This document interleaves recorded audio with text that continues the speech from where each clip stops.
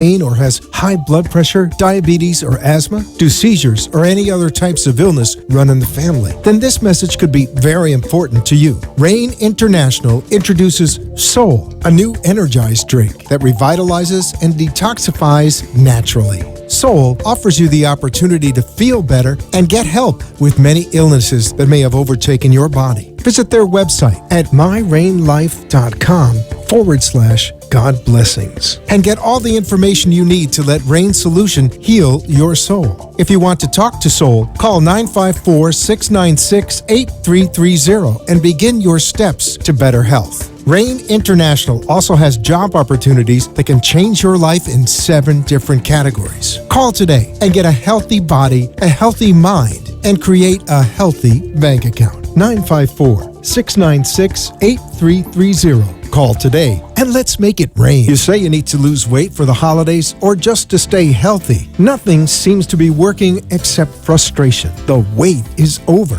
Order your organic detox tea and resolution drops from the Wait Is Over company and start feeling better by shedding pounds. Not all detox systems are the same. Listen to those who have used the tea with fantastic results. Visit her website, totallifechanges.com/421-9711 to get all the information you need to feeling better. Drink 2 cups a day and you too can lose 5 pounds in 5 days. Call today, 954-696-8330, and listen to testimonials about proper weight loss using the tea. Ask about the opportunity to earn $50,000 by Christmas with a Total Life Changes business opportunity. Call today, 954-696-8330, and change your life today. If you suffer from excruciating back pain, do not have surgery. Call Dr. Fernando Ranella, MD, and ask him about the new ozone therapy and how it can eliminate your back pain once and for all. End your suffering today. Call Dr. Fernando Ranella, the Center for Back Pain Management, 561-819-6325. That's 561-819-6325 or injectpainaway.com.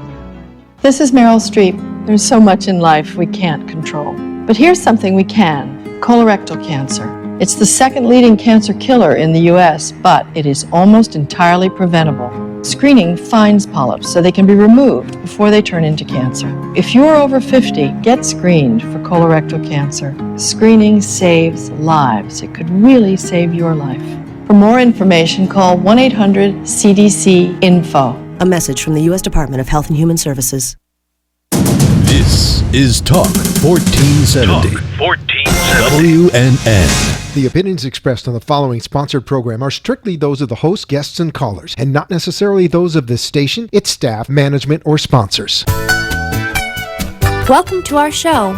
You're listening to Palm Beach Music Therapy Connections, a place to learn about and celebrate creative arts therapy. Each week we'll explore new ways that music, art, and dance can reach, connect with, and help individuals of all stages of health and wellness. Hi, I'm Bree Bynan, a board-certified music therapist and the managing partner for the Palm Beach Music Therapy Institute. Tune in as I interview professionals from healthcare and educational backgrounds on the impact of the creative arts. If you prefer to watch our live video stream, simply visit www.pbmti.com. Hello, thank you so much for joining us tonight on Palm Beach Music Therapy Connections. I'm your host, Bree Bynan, board-certified music therapist with the Palm Beach Music Therapy Institute right here in Southeast Florida.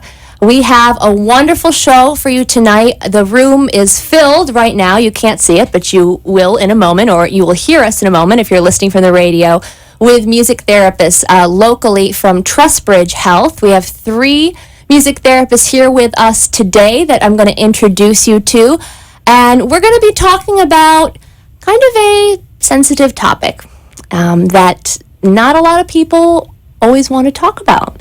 And so I want to be sensitive to that as we're talking tonight. And I also want to maybe reframe the way you think about the word hospice care. Please don't change the station or flip the video off. I recognize that both professionally and personally it is a very sensitive topic. but it's an important one, and it's one that is very dear to a lot of people's hearts. I had the honor of being able to come down here from Rochester, New York, to do my internship with Trustbridge Health, and we're going to talk about the internship program today a little bit, and continued to work there for several years, and really had the incredible opportunity to meet professionals with hospice hearts. There's absolutely nothing in the world like them, and to have the extreme honor of being invited into people's lives during the last 6 months of their life. So we're going to talk a lot about that today, specifically the role that music can play at that time, at such a tender and sensitive time, how important music can be when maybe words don't come very easily. So before we get into that, I want to talk generally about hospice care. You know, and I was talking to my mom earlier today, and I was saying this, I want to be careful in how I approach it. I want to be sensitive to everyone's feelings about this topic. And she said, think about the first 2 letters, okay? And the first word that comes to her mind was home. And the first word that came to my mind was hope. And I think helps if you think about breaking down the word and not thinking about that scary place or that scary concept, and talk about the things that it can give you, like the opportunity to be home with your loved ones, if that's where you are or wherever home is for you, and also to have hope, not necessarily hope for a cure maybe, but hope for comfort and hope for those special moments with your family. It does help approach this issue. So I just want to share some information. Actually, I got this off the Trustbridge website about the myths of hospice. There are a lot of myths. Being in the field for so many years, I heard a lot of the myths, especially when you're talking to someone who's not under services and hasn't been there yet. I have been through the experience, obviously professionally, we're talking about today, but personally as well. So I want to talk about some of these myths that they list on the website. Myth number 1, it says that hospice care is only for patients diagnosed with cancer.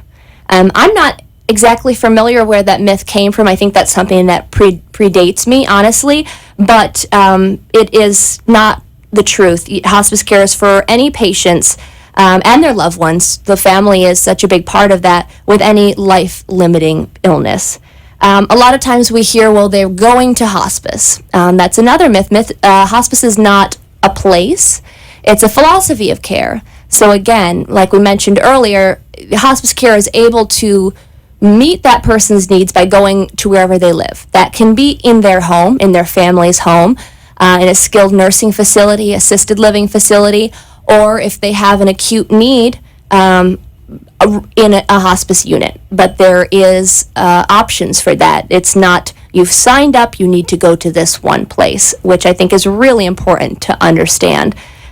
We had, honestly, as difficult a situation it was, the honor of being able to be with my father-in-law in his home, going through the hospice process. And that was my first time going through that from the other side of it, and what a difference that made, being in the living room, watching the Steelers game, just like he would be doing any other weekend with family around, was a really special opportunity. Another myth, hospice care is only for patients who are rapidly approaching death. Hear that a lot. I'm not ready for that. I'm not on hospice. We're going to talk a little bit about this later, I'm sure, with the music therapist, because hospice care is anyone who's been seen by their physician who, and I hope the rules may have changed since I worked there, so pardon me if I'm speaking out of turn, who their normal trajectory of their disease would give them a 6 months or less lifespan. What is a normal trajectory? You know, many people may have that diagnosis, and honestly, I had hospice patients who I saw almost the entire 4 years that I worked there. So there really isn't a normal situation. Everybody is different. Everyone is unique. I'm sure that you don't have to go through the hospice experience to know how strong the human will is. that's not always the case. We would sometimes go to the door, and a person would open the door, be fully clothed in normal clothes, walking, give you a hug, and you're saying, I am here to see so-and-so. That's me. So there's not a look for a hospice patient. There's not a normal situation. Everybody is unique in their hospice process, just like they're unique throughout their life. That doesn't stop being the case. A few more here. Choosing hospice means that the patient no longer receives any treatments or therapies. Well, obviously, we're going to get rid of that myth completely with talking about therapies, specifically music therapy today, but occasionally treatments or therapies may be used to provide comfort, such as chemo or radiation, physical therapy, or alternative therapies like massage and music. So again, the focus shifts from that curative to palliative, to the comfort care. That doesn't mean you have to end everything you were doing before. You can continue in that. In fact, it's really important to continue in your routine as best you can through your journey. Just the focus of it shifts a little bit as the patient and the family work together to find what that balance is. Hospice provides care only for the patients. We're going to talk about that today, that the philosophy of hospice care is really focused on supporting not only the patient, but the whole family. The family can also include hired caregivers who have been with someone for years, and honestly, that is their family. Pets. Whoever you consider to be your family in your inner circle, that's who hospice is supporting through emotional and spiritual care. So when we're talking to music therapists a little later, they're going to give us an idea of just how expansive that team approach is. It's not just a medical approach. You have a doctor, you have a nurse, and that's it. No. All the needs are being met, including those emotional, psychological, spiritual needs that are so important, particularly at this point in someone's journey. Let's go really quickly. Some really important things here. Hospice care is only for those with private insurance? Nope. Hospice serves everyone, regardless of ability to pay. Hospice is fully covered under Medicare, Medicaid, and most private insurance plans. Hospice care is no different than home health. Hospice is different. Hospice staff are specifically trained in providing physical, emotional, and spiritual care to patients and families. Again, talking about that team approach, that in no way means that one replaces the other. Home care is still such a very important part of that. Again, keeping with that routine. Again, these are my opinions as I experience them in the field. I'm not speaking on behalf of any organization. But for me, going into a home or going to a facility and seeing that relationship with that hired caregiver, or maybe it's a family caregiver or a friend, that's a special relationship. And to remove that from the situation when hospice steps in would not be treating that whole person as the model suggests. So again, it's working as a team beyond the hospice team, bringing in family, bringing in caregivers. Everyone plays a very vital role, including the patient themselves, obviously. This is a big one. Hospice patients must have a DNR, or a do not resuscitate order, in place prior to obtaining assistance from hospice. I really wish I could see how many hands would be raised that have that assumption, because that's a big one we hear a lot. There is no requirement that states a patient must have a DNR order to receive hospice care. The team members are available to educate on that, on what that means, and kind of guide through that process, but it's not a requirement, which I think does scare many people. That's a big decision, and especially if you're making that decision for someone else. So again, that's where the team would step in and help support you through that. Hospice nurses encourage the use of morphine for all patients. Another scary thing. These words like DNR, morphine, hospice in general, just hearing those words without the support that goes with it, without the conversation that can go with it, can be very frightening, and you're completely validated and feeling scared about that. It's nothing that we've had to deal with in the rest of our lives until we get to this point. Various pain medications are utilized, and one of those alternatives would be music therapy. I really look forward to introducing you to our music therapists that are here today after these messages.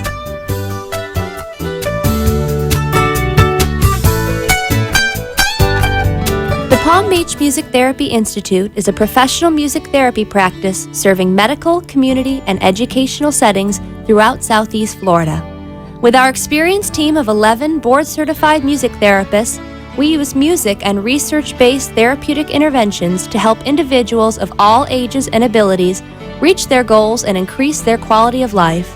For more information on our services and programs, please visit our website at pbmti.com, engage with us on Facebook, Twitter, or Instagram, or call us at 561-747-9944. You are listening to Palm Beach Music Therapy Connections. If you'd like to join the conversation, the toll-free number is 888-565-1470. Now back to the show. Thank you so much for joining us for Palm Beach Music Therapy Connections. Tonight I am talking to 3 board-certified music therapists from Trustbridge Health, a local hospice organization. Right now I have with me Elisa Avon and Michael Cohen. Thank you guys so much for being here.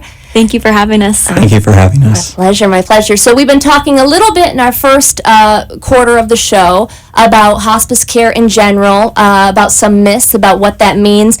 And I'm kind of on a personal mission to help reframe how people think about hospice care, as I'm sure that you all are, as well as I'm sure you hear the same concerns as I heard during my time there. So how would you describe, you're going to meet a patient or a family member for the first time, and they're already kind of overwhelmed by this decision that they've had to make, this change in their schedule, this change in their routine.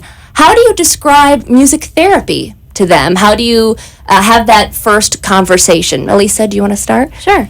Whenever I introduce the idea of music therapy to a patient or a family for the first time, I always want to include that we use live music, usually with guitar and singing, but music of the patient's preference. I think a lot of times when you first make that initial phone call or initial visit to a patient and they hear a young voice over the phone, sometimes they assume that you're going to be playing modern music or music that the patient won't enjoy. So I always make sure to clarify that we have a very wide range of repertoire and that we're able to provide music to the patient that's going to be the most meaningful to them. And that's something, too, that's been shown to be effective through the research, is using music that is meaningful and important to the patient.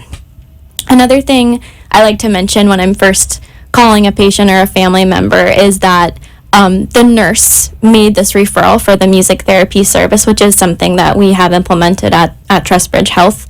And also that music therapy is going to be addressing a specific goal or need that the patient has. I may not know in advance what that need is that I'm going to be addressing, but I do list some of the goals that we are able to address when I'm first making that first phone call or visit to a patient.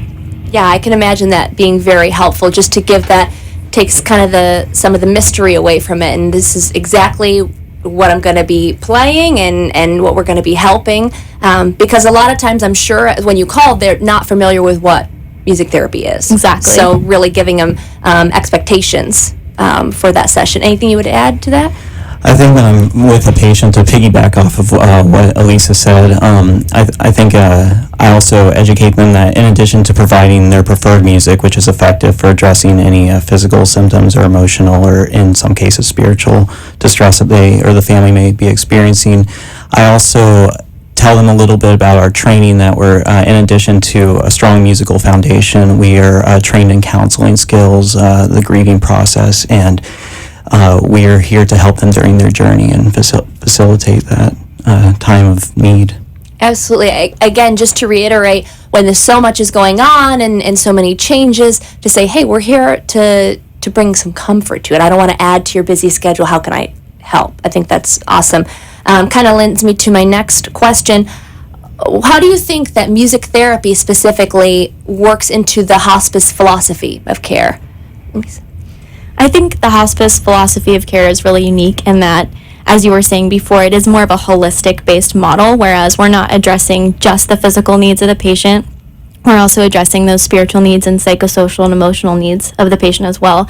And I think music therapy fits hand in hand with the hospice philosophy, because not only are we able to address the physical needs of the patient through music therapy, working on decreasing pain, decreasing anxiety, reducing respiratory distress, all of those things, but we are able to use that counseling foundation that we have to help the patient through their grieving process and to help them cope as well. So in that, you mentioned some of the different goals that you work on.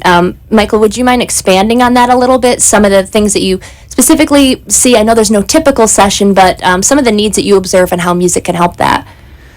To start, we would start out with figuring out any physical goals. If they're in pain, agitation, anxiety, respiratory distress, we would use live music to help manage those symptoms, help them find a place of comfort.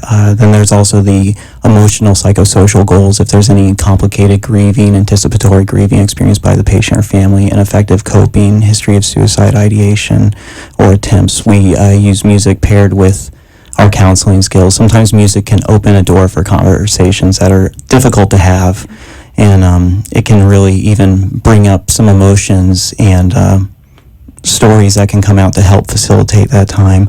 And then in some cases, with the spiritual needs too, some of our patients might not be able to go to church or temple or practice their faith because they can't move anymore. So we learn their music from their faith tradition, and we bring that to them. What I love about our organization is we're a very important part of our interdisciplinary team, and there's a lot of opportunities to co-treat with other disciplines, with our social workers and chaplains to help address some of these goals. That's great, and you brought up a couple points that I just want to expand on. For those who might not know, if they're unfamiliar with this world right now, can you explain a little bit what anticipatory grief means? Because I think that is such an important thing of what we do in hospice, both for patients and for families. Absolutely. It's grieving the loss of something before it has happened. Okay. Very good. Yeah, so I can see how bringing family together at that time can certainly ease with that. You also mentioned a little bit, too, about meeting the person where they're at spiritually, culturally. I wondered if both of you could give an example of a time when you met that need completely outside of your own culture or religion, and what that experience was like. Absolutely. I have a situation that comes to mind for me. I was working on one of our inpatient units, which is what Bree mentioned earlier, those centers that we have that meet patients' more acute needs. And I had a patient who was from Haiti, and he spoke English, but also Creole was his primary language. And I remember playing a song in Creole for him that's a traditional folk song, and actually some of our nurses and CNAs who were outside who also spoke Creole and were from Haiti overheard the familiar song, and they all came into the room and they stood with the patient around his bedside and sang the song with me to him. So that was definitely an example of that, where I crossed that cultural boundary for sure. And to even help the rapport with the staff and not only just meet your client where they're at, that's really cool. Yeah, absolutely. Any an opportunity like that come to mind? Absolutely. I'm thinking down here in Fort Lauderdale and Palm Beach, it's such a melting pot of culture. It's a very transient area, and we do have a lot of patients who are Spanish speaking, and it's so important to find out what country they're from, because certainly the music from Cuba is different from the music from Venezuela or Mexico. So we find out through speaking about just what kind of music was important to them, and then singing the preferred music. Yeah, that's a great example, and not only being sensitive to cultural or religious, but one of our myths was, I don't think I got to reading this one, but was saying only seniors are in hospice care. And while that is a majority of the clients, that's not the case for everyone. It's anyone, any range of the lifespan with any diagnosis that is life-limiting. So I know in my experience that included children as young as 7-8 years old. So that can be a challenge to me, that as well, because she wanted, and I don't even know if I'm going to say this, Victoria, somebody from Nickelodeon, or, it was her music, of course. And I'm thinking, I know every Frank Sinatra song there is. I don't know what's on Nickelodeon now. So, have you found that as well, just meeting the age ranges that you see? I mean, that's pretty vast. Definitely. We have a really wide range of repertoire, as I mentioned. So we have music that predates the 1900s all the way through today, and everything in between, different songs from different languages, different religions, different decades, different genres. We make an effort to learn it all, and if we don't know something, we do our best to learn a special song from that person's life that's meaningful to them to best serve them. Yeah, that's great. We're kind of already talking about this, but obviously the wide range of repertoire is something that makes you working in hospice care so unique. But what are some other ways that working in this setting is different than working in another setting? When we're in school, we're being set up to be able to work in the education system or the medical system or community programs, whatever that means. What makes working as a music therapist in hospice unique from working elsewhere? Michael? I think understanding a lot of where funding from hospice comes from, and what with the hospice Medicare benefit, with most of our patients having that or being paid through Medicaid or private insurance, figuring out how hospices are funded and how they actually run is a very important part to actually working in hospice, because you understand why everyone is there serving the patient. You have nurses, you have social workers, chaplains, doctors, and music therapists, and in some case massage therapists and other complementary therapies helping. So I think for me, learning about the whole process has been very interesting, and figuring out how there's so many wonderful people helping people through this difficult journey.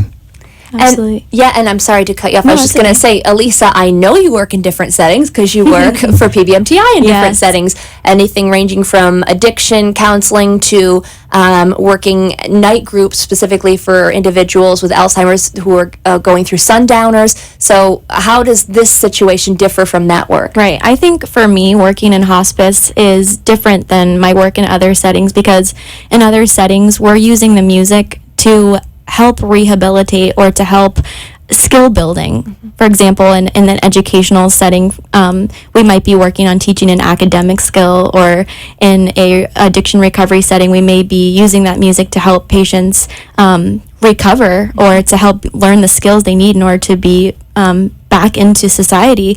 And so I think the difference that hospice makes is that we are solely focusing on comfort. We are doing comfort-based care. We are using the music to help the patient live the best remainder of their life that they have. We're not teaching them anything. We're just helping them be as peaceful and as comfortable as possible. And that's so beautiful. We just have 2 minutes left, so I'm going to ask you, Michael, one more question. This is extremely, like I said earlier, sensitive work. It's very powerful work. You've actually been with someone at the end of their life providing music, and again, to read it, what an honor that is to be the person invited into that moment. What was that experience like for you? It when it was happening, it was just words can't describe the experience. I guess what I can say is it was just very cathartic afterwards, because I realized what a blessing it was for the family to have that experience, to be around the patient singing the preferred music, and having that memory for them to remember those last moments with their loved one. Yeah, what a gift that you gave them. Thank you so much, Elisa. Michael, you're going to stay around. We're going to bring on Michelle Miller. She's going to talk to us about the internship training program at Trustbridge Health. We'll talk to you after these messages.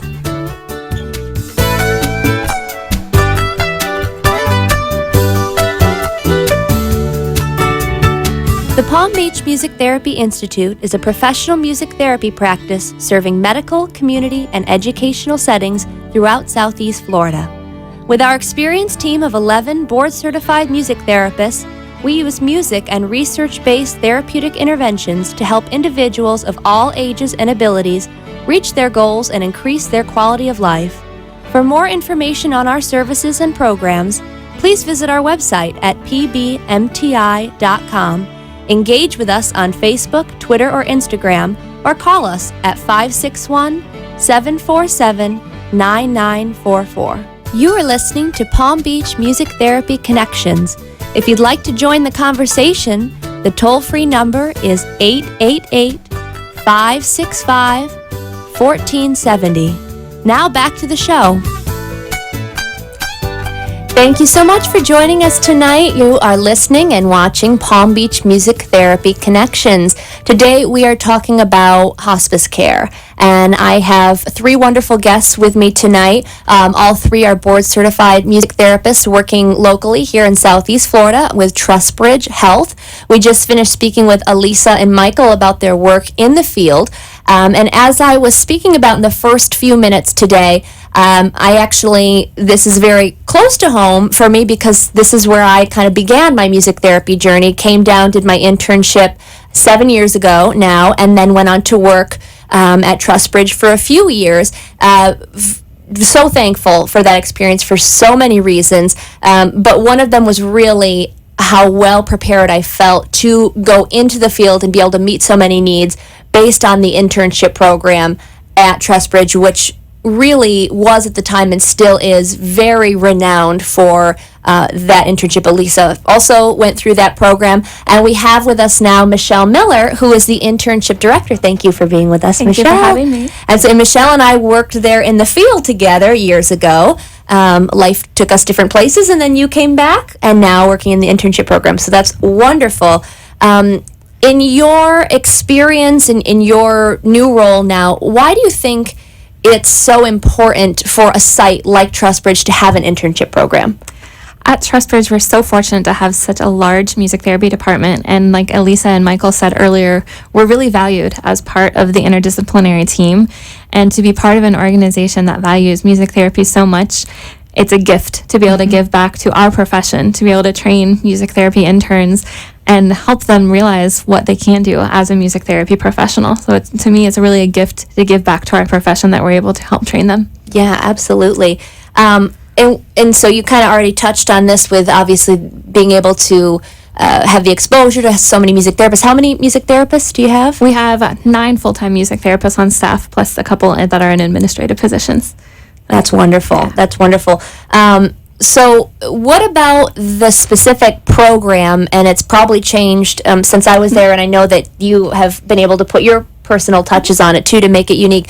Why do you think that this program stands out? And when you have all these options, you're coming out of school, and more people are coming out of school now than ever before, looking for an internship program. What makes this one so special? I think both you and Elisa can agree that it's a very intensive program. You have not only a caseload of your own that you're doing, we expect our interns to see between 15 and 20 patients a week by the end of their internship independently without their supervisor there. So you have that, but you're also expected to do assignments, a case study, writing an ethics paper. I also ask the interns to go out and observe a music therapist in a different setting to just give them a different idea of what music therapy can do with a different population.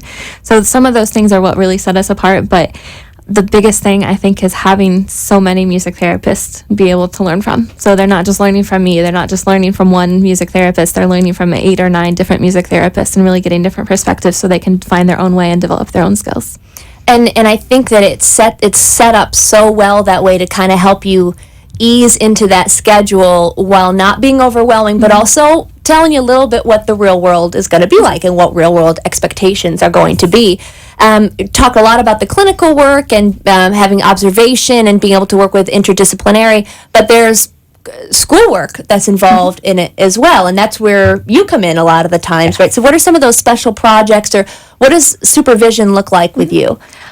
But some of the special projects are what I mentioned earlier, so doing a case study, doing the ethics paper. Something else that makes our internship program so unique and that the interns do as kind of special projects is each month they have their own monthly competencies. So we develop those based on their own individual needs. They come in and they'll play some music for us. They'll play a couple of things.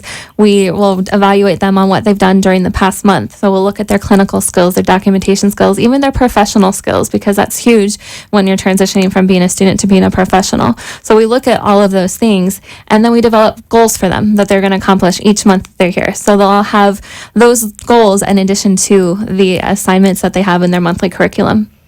What are some, just to give an idea for those who have maybe are learning the fact that music therapists have to go through an internship at all for the first time tonight, what are some of the case studies that you've got? I'm sorry, putting you on the spot. And maybe you guys can chime in too. You've been there long enough to have a couple of interns cycle through.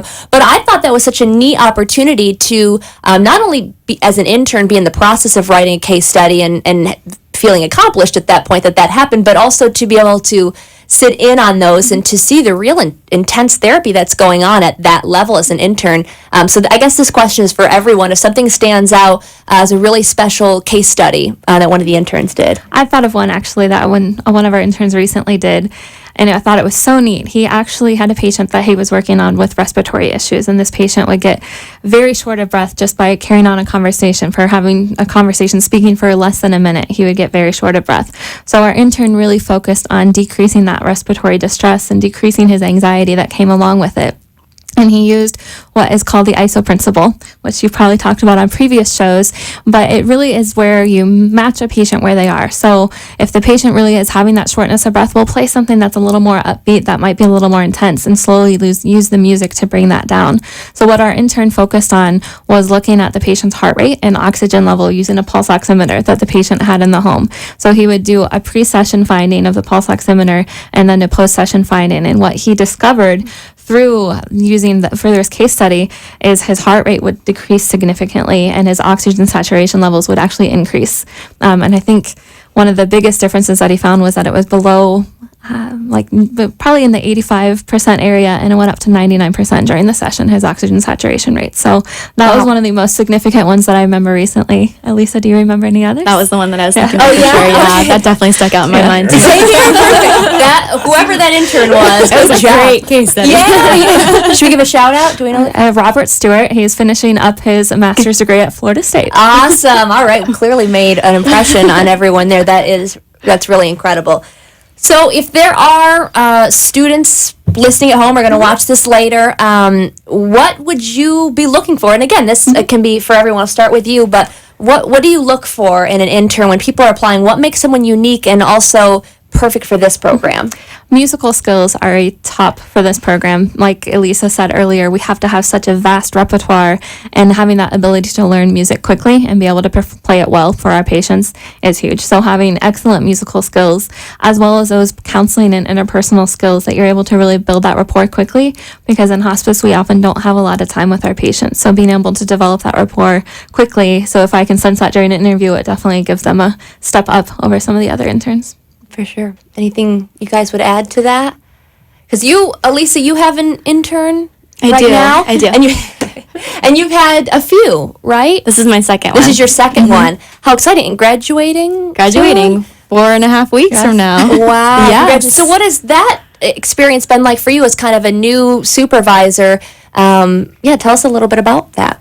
I've been loving my role as a music therapy supervisor for interns. I think it's one thing to do this work in the field as a clinician, but then when you take on an intern, not only do you teach them, but they teach you as well, and you really learn things about the work in the field from observing them. And they're fresh out of school, so they're bringing in new ideas and fresh research that they've learned throughout their coursework. And I think too, it makes you think more critically about the things that you're doing and the techniques that you're using and the goals that you're working on in a session, because not only are you doing it, but you have to explain why you're doing it to somebody. So. Yeah, absolutely. I think that our practice, PBMTI alone, can speak to the value. 9 of our 11 music therapists went through this internship program. And we're from all over the country, from all over the world. I mean, really. And so we're thankful to be in your community, knowing that when we get excited when you graduate someone, because everybody's they're so quality, and there's not too many situations you aren't exposed to in this setting, which is great training in itself. I think that flexibility is huge. That was something that I really cherished learning during this internship program is, a lot of settings you'll have a session plan, and you don't have a session plan when you're working in hospice care because you don't really know what you're walking into. Even if it's someone you see a couple times a week, that person can be different from day to day, different from moment to moment. And I think that being trained in that environment and working in that environment prepares you for anything. Right. The other thing I want to mention is, you know, unfortunately, you know, everyone eventually reaches the stage of life where they may elect to be on hospice services. So not only do we see typically functioning patients, but we have the unique opportunity to serve, you know, maybe patients with a developmental disability or children, like you were saying earlier, or patients that have had a history of substance abuse or psychiatric issues. So not only are we focusing on that hospice population, but we really get a unique experience and opportunity to work a little bit with the other populations that other music therapists are working in, just in a different setting. Yeah, that's a great point. I found that one thing, you know, something that music therapists and I'm sure art therapists and other newer, you know, we talk about our field's been around for about 60 years, but in the medical field, a newer field, there's a lot of myths of our own and misconceptions, and I found that being around interns, it kind of helps that misperception because you're saying, well, here's the music therapy intern. I think, well, I thought you were a volunteer. You know, because there are musicians that go in, there are all these wonderful programs that either provide recorded or live music, volunteer, professional, that they all have the wonderful heart and all of that in mind, but that kind of sets that apart of why do you have to be an intern to do that, which is really interesting. So in your words, what does set music therapy apart from all of those other organizations or companies that bring music to the bedside? Our training. Absolutely. We go through a very extensive training in our undergrad programs, our master's level programs, and there's even doctorate level programs for music therapy. So when we're in our bachelor's level and our undergrad, we're really looking at taking courses in psychology and physiology and anatomy, but also very intensive music therapy coursework. In that training and how to deal with certain situations, we get training in counseling, we get training musically, we get training in so many different areas that help us and that make us separate from the other volunteer musicians.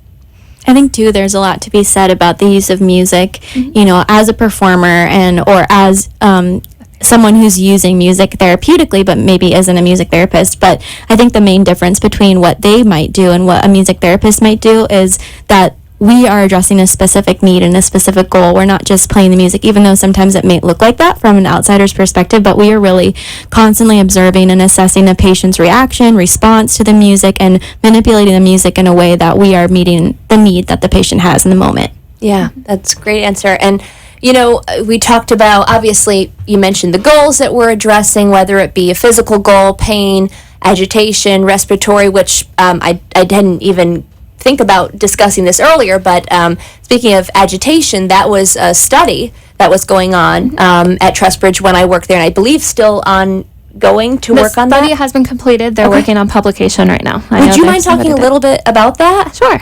We did a study that actually involved all of the music therapists at Hospice of Palm Beach County at that time, which is now Trustbridge Health, and all of the music therapists contributed patients and data to this study. So we had different song lists that we would play for patients who were agitated. We do a pre-assessment, we'd go in and we had a chart and everything, so everybody was doing the same thing, looking at the patient's agitation level. So it would be looking if they're moving their arms, if they're yelling out, if they're screaming, if they're just kind of resting comfortably. We'd look at that, and then we'd go through the playlist, and it was a 20-minute playlist that used the ISO principle, so going from more intensity to lower intensity using the musical elements. And then we would do another evaluation at the end of the session to determine if their agitation decreased. And I don't remember the exact statistics, but I know that it did show a significant difference in the post-session findings, that the music therapy really helped decrease the agitation. And shout out to Alyssa Cadwalder, the now music therapy manager, and Shoshana Orjano, who will be my guest next week on Veterans Day, for really taking the lead on that project and just making it something to be so proud of. I still talk about it just because of just the sense of pride of not only being a part of it, but just that that's happening in our community, and how quantitative, that's the right one, Yes, right? quantitative. Quantitative it is, because what a difference that makes to be able to share results like that. Really quickly before we go to break, another thing that I love about this work is the ability of music to change an environment and to normalize an environment and to bring joy just through the essence of music. And we're going to bring some of that to you after this break, as we've got some instruments. We're going to do a little musical jam session for you, so stick around for that, and we'll see you after this break.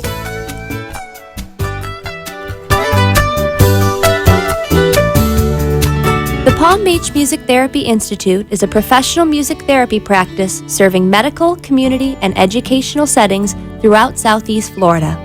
With our experienced team of 11 board-certified music therapists, we use music and research-based therapeutic interventions to help individuals of all ages and abilities reach their goals and increase their quality of life.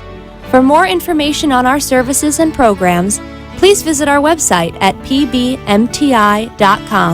Engage with us on Facebook, Twitter, or Instagram, or call us at 561-747-9944. You are listening to Palm Beach Music Therapy Connections. If you'd like to join the conversation, the toll-free number is 888-565-1470. Now back to the show. Thank you so much for joining us tonight. Whether you're listening on your radio, you're driving home, hopefully not in too much traffic, or you're sitting at home watching us, you have joined us with Palm Beach Music Therapy Connections. We're glad you're here. We are talking about hospice care tonight, the role that music therapy plays in hospice care. We've heard from Elisa Avon, Michael Cohen, and the internship director, Michelle Miller. Sorry, almost said your maiden name again. We're so glad to have you all here tonight. Before our last break, we were talking about the internship program. Michael, you mentioned in our first quarter about funding and what makes this program unique. So how are you able to also have the internship program? Certainly that's not billable hours. We're very fortunate that our music therapy internship is sponsored by the Addison Hines Charitable Trust, and they actually sponsor our whole internship program. So our interns, while they're here, are able to receive a stipend as well as mileage reimbursement, which is something else that we're able to offer interns that many other internship sites aren't able to. So we're very fortunate, very grateful for the Addison Hines Charitable Trust. I'm glad you mentioned that, because as incredible as the program is and how it stands alone, I'm only in South Florida because of that stipend. Yes. I mean, it's so difficult to find an internship that would actually support you. And when you're moving 1,500 miles like I did, and many people do move across the country for a good internship program, it makes such a difference. So that's incredible. And I'm glad you shared that about that charitable trust, how important that is. How can people get in touch with you if they have questions about music therapy or they have hospice questions? Maybe this tonight started a conversation for them or their family members. How can they get more information? For more information about our music therapy department at Trustbridge Health, you can actually find us on Facebook at the Trustbridge Health, which is 2 words, Music Therapy Department, and you can find us on Facebook there. There's also information on our website. You can go to trustbridge.com and you can click on several of the links and you'll find our music therapy as well as the other services that are offered by Trustbridge Health. If you have questions and you don't have a computer, you can reach us at 1-844-422-3648. That's great. And the information that I read off in the first 15 minutes today, that came right from their website. There were also different forums on there to help you navigate different important parts of this journey. One of them being the 5 wishes, which is so interesting. If you're not familiar with that, please do check that out. It's something that no matter what age you are, I've started filling mine out and I'm 29, it's just a good thing. It's telling your loved ones, your care team, whoever, these are the things that are important to me. If I'm not able to communicate that anymore, it's I encourage you to even just check it out and become familiar with it. Before the break, we talked about music creating a safe space, an environment. And this studio, I'm sure, has seen a lot of musicians, a lot of really neat things going on. We can't have 4 musicians in this room and not play. So, disclaimer, this is a true to the core jam session. Nothing has been rehearsed. We have all sorts of fun instruments in here today. And basically, we just want to kind of close it out tonight with some music. During this time, please sing along with us. Please join us. Enjoy. Also, Karen House is on Twitter, and we would love to hear your stories. If you have a hospice story, maybe it has to do with music therapy or not. If you feel comfortable, we would love to hear how that has impacted your life. So please do join us on Twitter, on Facebook. We're so glad that you joined us for this really important topic that's not always easy to talk about. And I think that we're in a fortunate position where, as music therapists, when we get to come into a room and introduce ourselves and introduce what we're doing, we are able to bring a little joy in a time that's uncomfortable, unfamiliar, and that's a real blessing for us, I think. So please enjoy the music. What are we starting with, Michael? Well, we could do It Had to Be You. Oh. We could do It Had to Be You. I love it. So I'm guessing that is one that you've used at work? Yes, it's the one that I'm in love with right now that I've been playing. Perfect. All right, you lead us.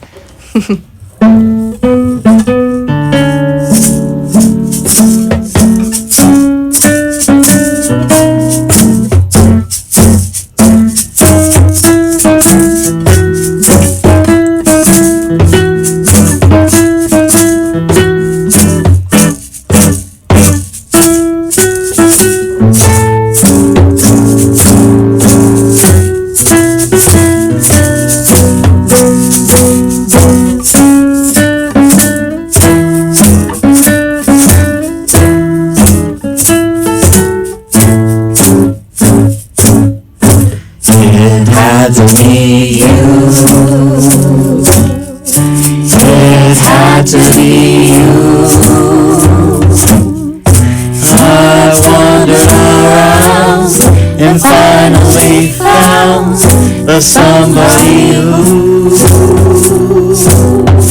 could make me be true, could make me be blue, and even be glad just to be sad thinking of you. Some others I see might never be me, might never be cross or try to be boss, they wouldn't do. For nobody else give me a thrill. With all your faults, I love you still. It had to be you, wonderful you, it had to be you.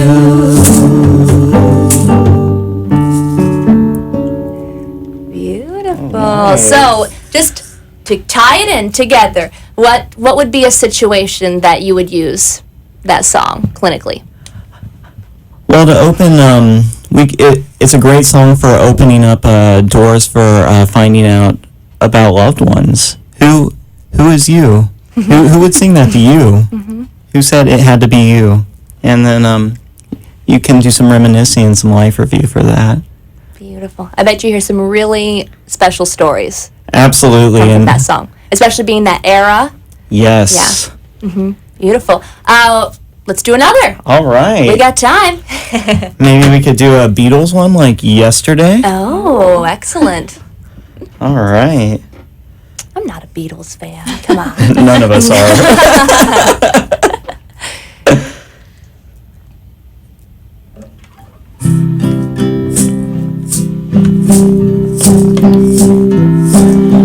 Yesterday, all my troubles seem so far away. Now it looks as though they're here to stay. Oh, I believe in yesterday. Suddenly,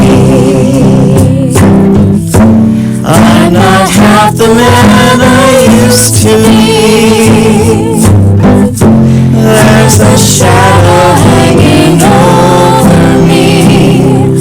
Oh, yesterday knew suddenly why she had to go. I don't know, she wouldn't say. I said something wrong, now I long for yesterday.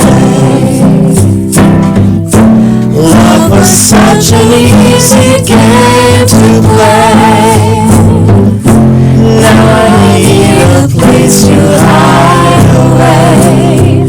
Oh, I believe in yesterday.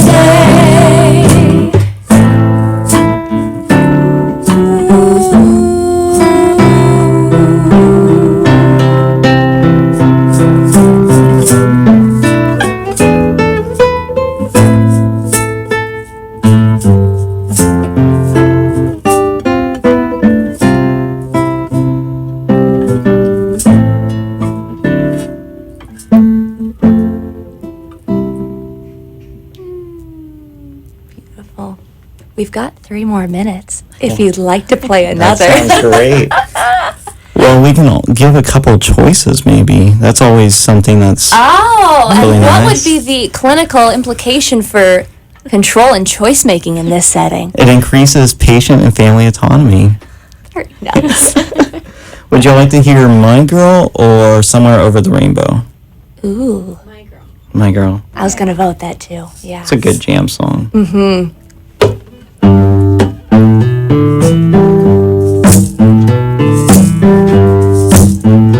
I've got sunshine on a cloudy day. When it's cold outside, I've got the month of May. I guess you say, what can make me feel this way? My girl, talking about my girl,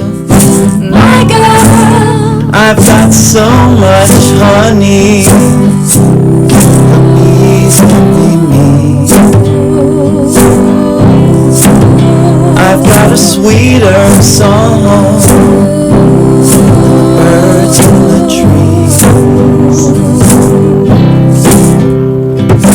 I guess you say, what can make me feel this way? My girl, talking about my girl, I don't need no money, fortune or fame. I've got all the riches, baby, one man can claim. I guess you say, what can make me feel this way? My girl, talking about my girl. Thank you so much for listening and watching tonight, Palm Beach Music Therapy Connections. Thank you to my guest. We'll see you next week. Thank you for listening to Palm Beach Music Therapy Connections. We hope you enjoyed today's program and discovered new ways to bring music, art, and dance into your home or workplace. Please find a copy of today's show at pbmti.com. If you have any questions for our guest or myself, please email me at Bree, that's B-R-E-E, at pbmti.com, or call the Palm Beach Music Therapy Institute at 561-747-9944. Tune back in next week for an all-new live show. See you then. The opinions expressed on the preceding sponsored program were strictly those of its hosts, guests, and callers, and not necessarily those of this station.